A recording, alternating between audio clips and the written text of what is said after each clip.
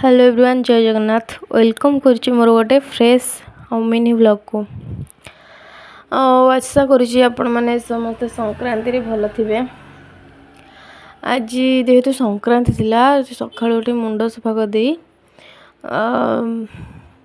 आम घर ठाकुर पूजा करदे। आज टिके मंदिर जीवार थिला तो सो घर ठाकुर पूजा करदेली। तापर ठाकुर पूजा कर सारा पर घर सारा आलती देदेली। रेडी हेली मंदिर जावाई। ओढ़नी टाक टे साइज करदे गोटे ओढ़नी पाखे गोटे गीत मन पड़ी मोढ़नी उड़े देली लोरिशा चहली गला। तापर मंदिर जा पहुँची गलु। मंदिर जाइलु भांग करने। भांग कर सारी घर को फेरलु।